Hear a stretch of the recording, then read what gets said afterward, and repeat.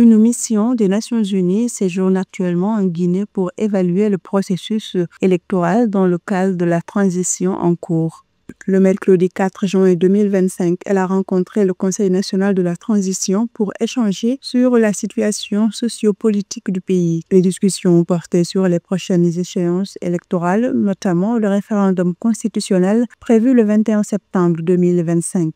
La mission onusienne a réaffirmé l'engagement de l'ONU à accompagner la Guinée vers un retour à l'ordre constitutionnel en soutenant l'organisation d'élections libres, transparentes et inclusives.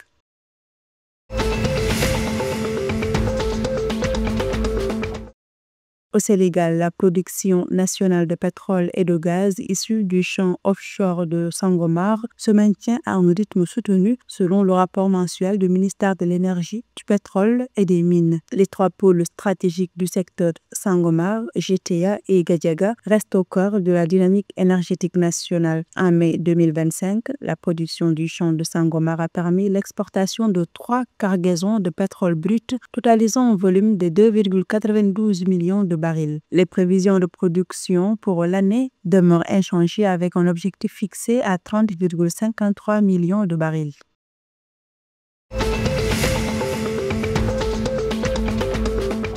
Le Togo a procédé le jeudi 5 mai 2025 à une nouvelle opération de levée de fonds sur le marché financier de l'Union monétaire ouest-africaine UMOA, mobilisant un montant total de 22 milliards de francs CFA à travers une émission de bons assimilables du Trésor. Cette émission, dont l'objectif initial était fixé à 20 milliards de francs CFA, a donc été sursouscrite. Grâce à cette opération, le volume cumulé des ressources levées par le Togo sur le marché régional depuis le début de l'année 2025 atteint désormais 231,5 milliards de francs CFA.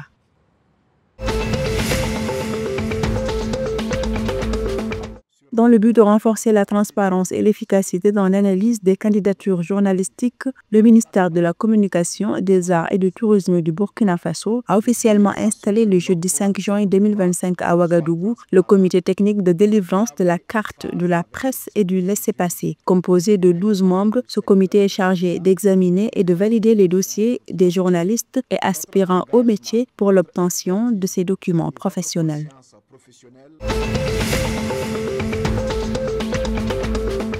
Le 3 juin 2025, l'équipe nationale féminine de basketball 3x3 du Bénin s'est imposée face à l'Ouganda par le score de 14-6 lors de la première journée de la FIBA U23 Nation League à Porto Novo. Menées à un moment du match, les Béninoises ont su renverser la tendance grâce à une belle performance collective, notamment celle de Precious Mezochukwu, dominante au rebond. Cette victoire place les Amazones à la 3e position du classement féminin du tournoi.